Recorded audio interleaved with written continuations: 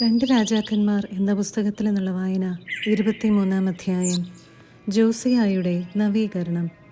രാജാവ് യൂദായിലെയും ജെറുസലേമിലെയും ശ്രേഷ്ഠന്മാരെ ആളയച്ചു വരുത്തി. അവൻ കർത്താവിൻ്റെ ആലയത്തിൽ പ്രവേശിച്ചു. യൂദായിലെയും ജെറുസലേമിലെയും നിവാസികളും പുരോഹിതന്മാരും പ്രവാചകന്മാരും വലിയവരും ചെറിയവരുമായ എല്ലാ ആളുകളും അവനോടൊപ്പം ആലയത്തിൽ പ്രവേശിച്ചു. അവൻ കർത്താവിൻ്റെ ആലയത്തിൽ നിന്ന് കണ്ടുകിട്ടിയ ഉടമ്പടി ഗ്രന്ഥം എല്ലാവരും കേൾക്കെ വായിച്ചു. സ്തംഭത്തിന് സമീപം നിന്നുകൊണ്ട് ഉടമ്പടി ഗ്രന്ഥത്തിൽ എഴുതിയിരിക്കുന്ന കർത്താവിൻ്റെ കൽപ്പനകളും പ്രമാണങ്ങളും അനുശാസനങ്ങളും പൂർണ്ണ ഹൃദയത്തോടും പൂർണ്ണാത്മാവോടും കൂടെ പാലിച്ച് അവിടുത്തെ പിന്തുടർന്നു കൊള്ളാമെന്ന് രാജാവ് കർത്താവുമായി ഉടമ്പടി ചെയ്തു. ജനവും ഉടമ്പടിയിൽ പങ്കുചേർന്നു. ബാലിനും അശേരായ്ക്കും ആകാശഗോളങ്ങൾക്കും വേണ്ടി ഉണ്ടാക്കിയ പാത്രങ്ങൾ കർത്താവിൻ്റെ ആലയത്തിൽ നിന്ന് എടുത്തുകൊണ്ടുവരാൻ പ്രധാന പുരോഹിതനായ ഹിൽക്കിയായോടും സഹപുരോഹിതന്മാരോടും വാതിൽ കാവൽക്കാരോടും രാജാവ് ആജ്ഞാപിച്ചു. അവൻ അവ ജെറുസലേമിന് പുറത്ത് കിദ്രോൻ വയലുകളിൽ വച്ച് ദഹിപ്പിച്ച് ചാരം ബത്തേലിലേക്ക് കൊണ്ടുപോയി. യൂദായിലും ജെറുസലേമിന് ചുറ്റുമുള്ള നഗരങ്ങളിലെ പൂജാഗിരികളിലും ധൂപാർച്ചന നടത്താൻ യൂദാ രാജാക്കന്മാർ നിയമിച്ച വിഗ്രഹാരാധകരായ പുരോഹിതന്മാരെയും ബാലിനും സൂര്യചന്ദ്രന്മാർക്കും താരാഗണങ്ങൾക്കും ആകാശഗോളങ്ങൾക്കും ധൂപാർച്ചന നടത്തിയവരെയും അവൻ സ്ഥാനഭ്രഷ്ടരാക്കി. അവൻ കർത്താവിൻ്റെ ആലയത്തിൽ നിന്ന് അശേരാ പ്രതിഷ്ഠ എടുത്ത് ജെറുസലേമിന് പുറത്ത് കിദ്രോൻ അരുവിക്കരികെ കൊണ്ടുവന്ന് ദഹിപ്പിച്ച് ചാരമാക്കി പൊതുശ്മശാനത്തിൽ വിതറി. കർത്താവിൻ്റെ ആലയത്തിലെ ദേവപ്രീതിക്കായുള്ള പുരുഷ വേശ്യാവൃത്തിക്കാരുടെ ഭവനങ്ങൾ അവൻ തകർത്തു. അവിടെയാണ് സ്ത്രീകൾ അശേരായ്ക്ക് തോരണങ്ങൾ നെയ്തുണ്ടാക്കിയിരുന്നത്. അവൻ യൂദാ നഗരങ്ങളിൽ നിന്ന് പുരോഹിതന്മാരെ പുറത്തു കൊണ്ടുവരികയും അവർ ഗേബ മുതൽ ബേർഷബ വരെ ധൂപാർച്ചന നടത്തിയിരുന്ന പൂജാഗിരികൾ മലിനമാക്കുകയും ചെയ്തു. നഗരാധിപനായ ജോഷ്വയുടെ പ്രവേശന കവാടത്തിൽ ഇടത്തുവശത്തുള്ള പൂജാഗിരികൾ അവൻ തകർത്തു. പൂജാഗിരികളിലെ പുരോഹിതന്മാർ ജെറുസലേമിലെ കർത്താവിൻ്റെ ബലിപീഠത്തിങ്കിലേക്ക് വന്നില്ല. അവർ പുളിപ്പില്ലാത്ത അപ്പം തങ്ങളുടെ സഹോദരന്മാരോടൊത്ത് ഭക്ഷിച്ചു. പുത്രീപുത്രന്മാരെ ആരും മോളക്കിന് ബലിയർപ്പിക്കാതിരിക്കാൻ അവൻ ബൻഹിന്നോം താഴ്വരയിലുള്ള തോഫെത്ത് മലിനമാക്കി. കർത്താവിൻ്റെ ആലയത്തിനടുത്ത് പള്ളിയറ വിചാരിപ്പുകാരനായ നാഥാൻ മെലേക്കിൻ്റെ വസതിക്കു സമീപം ദേവാലയ കവാടത്തിൽ യൂദാ രാജാക്കന്മാർ സൂര്യന് പ്രതിഷ്ഠിച്ചിരുന്ന അശ്വരൂപങ്ങൾ അവൻ നീക്കം ചെയ്ത് സൂര്യരഥങ്ങൾ അഗ്നിക്കിരയാക്കി.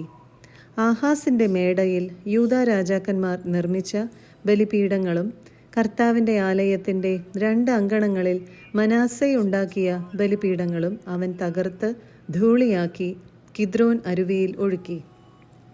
ഇസ്രായേൽ രാജാവായ സോളമൻ സീദോന്യരുടെ മ്ലേച്ഛ വിഗ്രഹമായ അസ്താർത്തേക്കും മൊവാബിയരുടെ മ്ലേച്ഛ വിഗ്രഹമായ കൊമോഷിനും അമ്മോന്യരുടെ മ്ലേച്ഛ വിഗ്രഹമായ മിൽക്കോവിനും വേണ്ടി ജെറുസലേമിന് കിഴക്ക് നാശഗിരിയുടെ തെക്ക് സ്ഥാപിച്ചിരുന്ന പൂജാഗിരികൾ രാജാവ് മലിനമാക്കി. അവൻ സ്തംഭങ്ങൾ തകർക്കുകയും അശേരാ പ്രതിഷ്ഠകൾ വെട്ടിവീഴ്ത്തുകയും അവ നിന്നിരുന്ന സ്ഥലങ്ങൾ മനുഷ്യ അസ്ഥികൾ കൊണ്ട് മൂടുകയും ചെയ്തു. ഇസ്രായേലിനെ കൊണ്ട് പാപം ചെയ്യിച്ച നെബാത്തിൻ്റെ മകനായ ജെറോബോവാം ബത്തേലിലെ പൂജാഗിരിയിൽ നിർമ്മിച്ച ബലിപീഠം ജോസിയ തകർത്തു. അശേരാ പ്രതിഷ്ഠ അഗ്നിക്കിരയാക്കുകയും ചെയ്തു. തിരിഞ്ഞു നോക്കിയപ്പോൾ അവൻ അവിടെ മലയിൽ ശവകുടീരങ്ങൾ കണ്ടു. അവയിൽ നിന്ന് അസ്ഥികൾ എടുപ്പിച്ചു കൊണ്ടുവന്ന് ബലിപീഠത്തിൽ വെച്ച് കത്തിച്ച് അത് അശുദ്ധമാക്കി. കർത്താവ് ദൈവപുരുഷൻ വഴി അരുളി ചെയ്തത് അനുസരിച്ചാണ് ഇങ്ങനെ സംഭവിച്ചത്. രാജാവ് ചോദിച്ചു, ഈ സ്മാരകം എന്താണ്?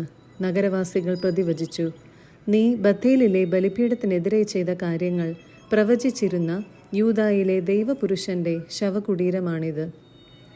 അവൻ പറഞ്ഞു, അത് അവിടെ ഇരിക്കട്ടെ, അവൻ്റെ അസ്ഥികൾ ആരും മാറ്റരുത്.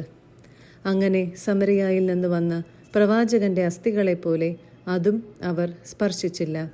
കർത്താവിനെ പ്രകോപിപ്പിച്ചുകൊണ്ട് സമരിയ നഗരങ്ങളിൽ ഇസ്രായേൽ രാജാക്കന്മാർ നിർമ്മിച്ച പൂജാഗിരികളും ക്ഷേത്രങ്ങളും ജോസിയ നശിപ്പിച്ചു. അവൻ ബത്തേലിൽ ചെയ്തതുപോലെ ഇവിടെയും ചെയ്തു. പൂജാഗിരികളിലെ പുരോഹിതന്മാരെ ബലിപീഠങ്ങളിൽ വച്ച് കൊല്ലുകയും മനുഷ്യാസ്ഥികൾ അവിടെ ദഹിപ്പിക്കുകയും ചെയ്തു. പിന്നെ അവൻ ജെറുസലേമിലേക്ക് മടങ്ങിപ്പോയി. രാജാവ് ജനത്തോട് കൽപ്പിച്ചു, ഈ ഉടമ്പടി ഗ്രന്ഥത്തിൽ എഴുതിയിരിക്കുന്നതനുസരിച്ച് നിങ്ങളുടെ ദൈവമായ കർത്താവിന് നിങ്ങൾ പെസഹ ആചരിക്കണം. ഇസ്രായേലിൽ ന്യായപാലനം ചെയ്ത ന്യായാധിപന്മാരുടെയോ ഇസ്രായേലിലെയും യൂദായിലെയും രാജാക്കന്മാരുടെയോ കാലത്ത് പെസഹ ആചരിച്ചിരുന്നില്ല. എന്നാൽ ജോസിയ രാജാവിൻ്റെ 18-ാം ഭരണവർഷം ജെറുസലേമിൽ കർത്താവിന് പെസഹ ആചരിച്ചു.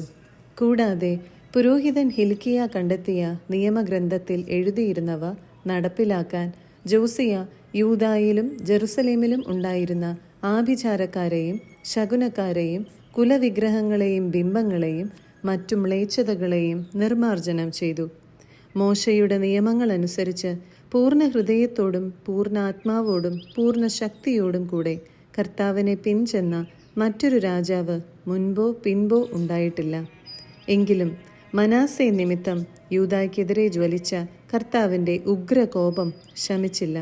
അവിടുന്ന് അരുളി ചെയ്തു, ഇസ്രായേലിനെ പോലെ യൂദായെയും എൻ്റെ കൺമുൻപിൽ നിന്ന് ഞാൻ തൂത്തെറിയും. ഞാൻ തെരഞ്ഞെടുത്ത ജെറുസലേമിനെയും എൻ്റെ നാമം ഇവിടെ ആയിരിക്കും എന്ന് ഞാൻ അരുളി ചെയ്ത ആലയത്തെയും ഞാൻ നിർമ്മാർജ്ജനം ചെയ്യും. ജോസിയായുടെ മറ്റു പ്രവർത്തനങ്ങൾ യൂദാ രാജാക്കന്മാരുടെ ദിനവൃത്താന്തത്തിൽ രേഖപ്പെടുത്തിയിട്ടുണ്ടല്ലോ. അവൻ്റെ കാലത്ത് ഈജിപ്തിലെ ഫറവോ ആയ നെക്കോ യൂഫ്രട്ടിസ് നദിയുടെ സമീപത്ത് അസീറിയ രാജാവിൻ്റെ അടുത്തേക്ക് പോയി. ജോസിയ രാജാവ് അവനെ നേരിട്ടു. മെഗിദോയിൽ വച്ച് നെക്കോ അവനെ യുദ്ധത്തിൽ നിഗ്രഹിച്ചു. സേവകന്മാർ മൃതശരീരം ഒരു രഥത്തിൽ മെഗിദോയിൽ നിന്ന് ജെറുസലേമിൽ കൊണ്ടുവന്ന് അവൻ്റെ കല്ലറയിൽ സംസ്കരിച്ചു. അനന്തരം ജനം ജോസിയായുടെ മകൻ യഹോവാഹാസിനെ രാജാവായി അഭിഷേകം ചെയ്തു. യഹോവാഹാസ് രാജാവ്. ഭരണമേൽക്കുമ്പോൾ യഹോവാഹാസിന് 23 വയസ്സായിരുന്നു. അവൻ ജെറുസലേമിൽ 3 മാസം ഭരിച്ചു. ലിബ്നായിലെ ജെറമിയായുടെ പുത്രി ഹമുത്താലായിരുന്നു അവൻ്റെ മാതാവ്. പിതാക്കന്മാരെ പോലെ അവനും കർത്താവിൻ്റെ മുൻപിൽ തിന്മ പ്രവർത്തിച്ചു. അവൻ ജെറുസലേമിൽ ഭരിക്കാതിരിക്കാൻ നെക്കോ അവനെ ഹമാത്തിലെ റിബ്ലായിൽ തടവിലാക്കി. 100 താലന്ത് വെള്ളിയും 1 താലന്ത് സ്വർണവും ദേശത്ത് നികുതി ചുമത്തി. ഫറവോ ആയ നെക്കോ ജോസിയായുടെ മകൻ എലിയാക്കിമിനെ രാജാവാക്കുകയും അവൻ്റെ പേര് യഹോയാക്കിം എന്ന് മാറ്റുകയും ചെയ്തു. യഹോവാഹാസിനെ നെക്കോ ഈജിപ്തിലേക്ക് കൊണ്ടുപോയി. അവൻ അവിടെ വെച്ച് മരിച്ചു. യഹോയാക്കിം രാജാവ്. യഹോയാക്കിം ദേശത്തുനിന്ന് പിരിച്ചെടുത്ത വെള്ളിയും സ്വർണവും ഫറവോയ്ക്ക് കപ്പമായി കൊടുത്തു. അതിനുവേണ്ടി ഓരോരുത്തരിലും നിന്ന് നിശ്ചിത തൂക്കം വെള്ളിയും സ്വർണവും പിരിച്ചെടുത്തു. ഭരണമേൽക്കുമ്പോൾ യഹോയാക്കിമിന് 25 വയസ്സായിരുന്നു. അവൻ ജെറുസലേമിൽ 11 വർഷം ഭരിച്ചു. റൂമായിലെ പെദായായുടെ പുത്രി സെബീദ ആയിരുന്നു അവൻ്റെ അമ്മ. പിതാക്കന്മാരെ പോലെ അവനും കർത്താവിൻ്റെ മുൻപിൽ തിന്മ പ്രവർത്തിച്ചു. 24-ാം അധ്യായം. യഹോയാക്കിമിൻ്റെ കാലത്ത് ബാബിലോൺ രാജാവായ നബുക്കദ്നേസറിൻ്റെ ആക്രമണമുണ്ടായി. യഹോയാക്കിം 3 വർഷം അവന് കീഴ്പ്പെട്ടിരുന്നു. പിന്നീട് അവനെ എതിർത്തു. അപ്പോൾ താൻ തൻ്റെ ദാസന്മാരിലൂടെ അരുളി ചെയ്തതുപോലെ യൂദായെ നശിപ്പിക്കാൻ യഹോയാക്കിമിനെതിരെ കർത്താവ് കൽദായർ, സിറിയാക്കാർ, മൊവാബ്യർ, അമ്മോന്യർ എന്നിവരുടെ സേനകളെ അയച്ചു.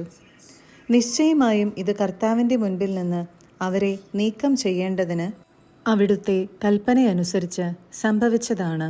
മനാസയുടെ പാപങ്ങൾക്കും അവൻ ചൊരിഞ്ഞ നിഷ്കളങ്ക രക്തത്തിനും ശിക്ഷയായി തന്നെ.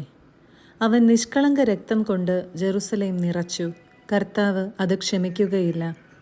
യഹോയാക്കിമിൻ്റെ മറ്റു പ്രവർത്തികൾ യൂദാ രാജാക്കന്മാരുടെ ദിനവൃത്താന്തത്തിൽ എഴുതപ്പെട്ടിട്ടുണ്ടല്ലോ. യഹോയാക്കിം പിതാക്കന്മാരോട് ചേർന്നു. പുത്രൻ യഹോയാഖിൻ ഭരണമേറ്റു. ഈജിപ്ത് തോട് മുതൽ യൂഫ്രട്ടീസ് നദി വരെയുള്ള തൻ്റെ സമ്പത്തെല്ലാം ബാബിലോൺ രാജാവ് പിടിച്ചടക്കിയതിനാൽ ഈജിപ്ത് രാജാവ് ദേശത്തിന് പുറത്തു വന്നില്ല. യഹോയാഖിൻ രാജാവ്. രാജാവാകുമ്പോൾ യഹോയാഖിന് 18 വയസ്സായിരുന്നു. അവൻ ജെറുസലേമിൽ 3 മാസം ഭരിച്ചു. ജെറുസലേമിലെ എൽനാഥാന്റെ പുത്രി നെഹുഷ്ത ആയിരുന്നു അവൻ്റെ അമ്മ. അവൻ പിതാവിനെ പോലെ തന്നെ കർത്താവിൻ്റെ മുൻപിൽ തിന്മ പ്രവർത്തിച്ചു.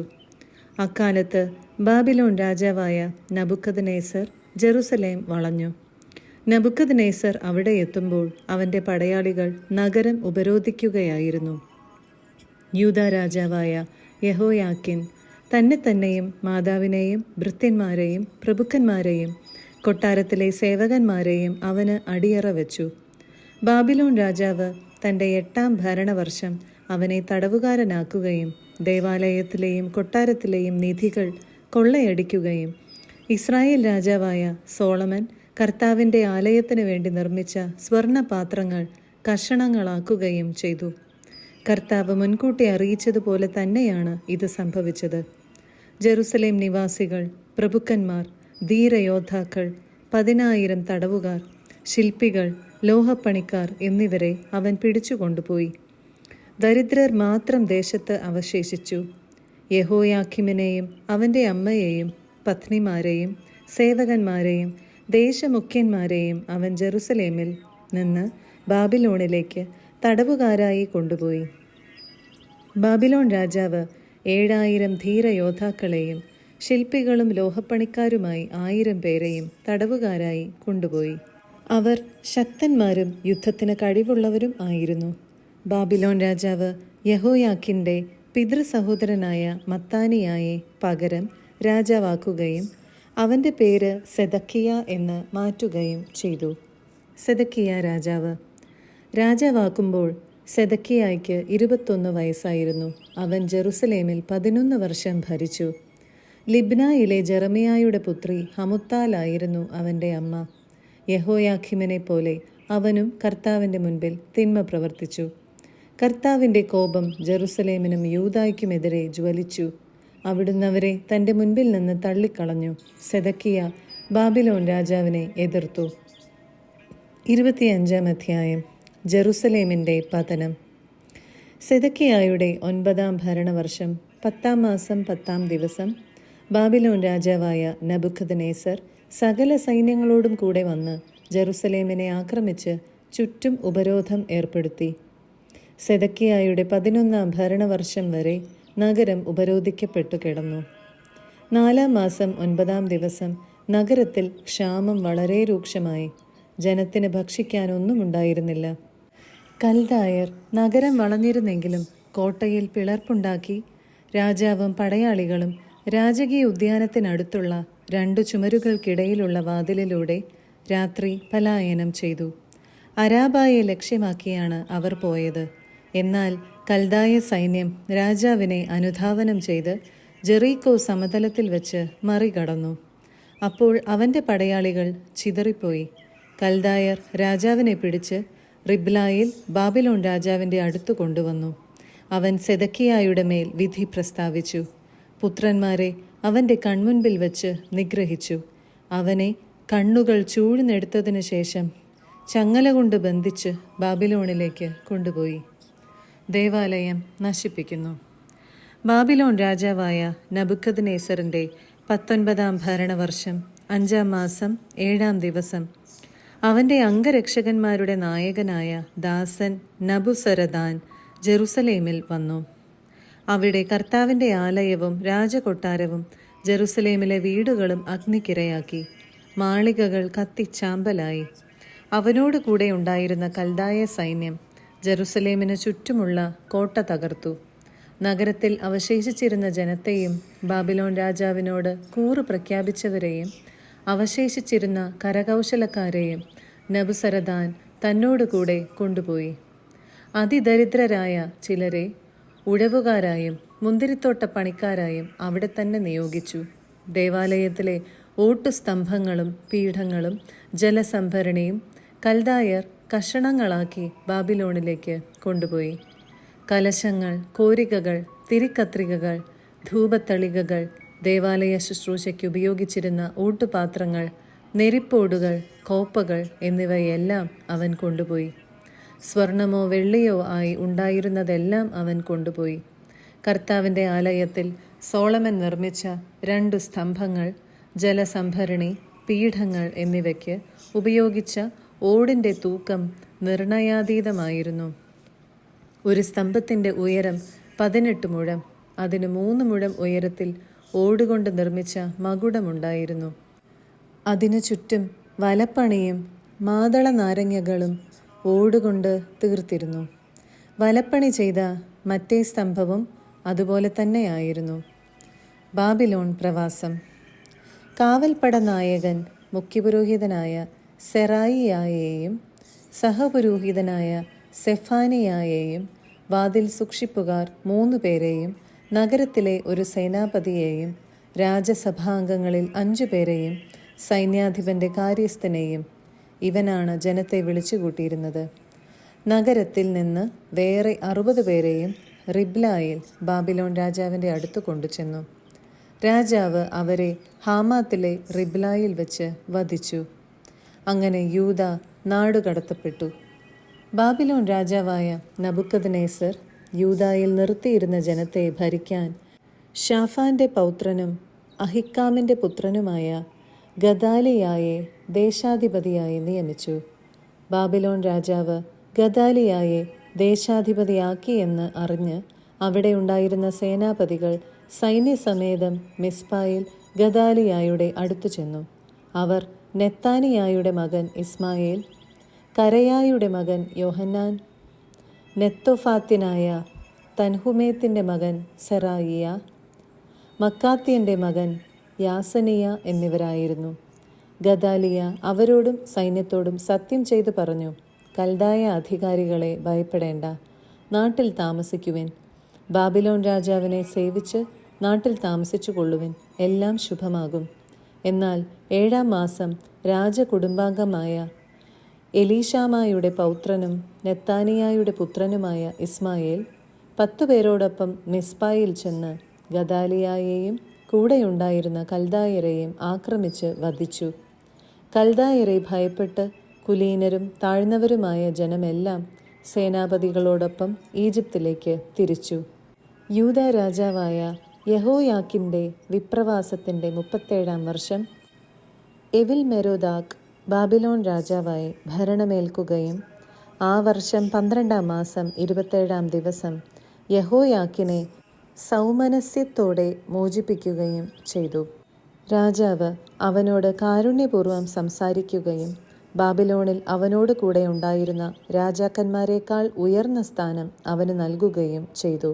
അങ്ങനെ യഹോയാക്കിൻ കാരാഗൃഹ വസ്ത്രങ്ങൾ ഉപേക്ഷിച്ചു. ജീവിതകാലം മുഴുവൻ പതിവായി രാജാവിനോടൊത്ത് ഭക്ഷണം കഴിച്ചു. രാജാവ് അവന് മരണം വരെ ദൈനംദിന ആവശ്യങ്ങൾക്ക് പണവും നൽകിപ്പോന്നു.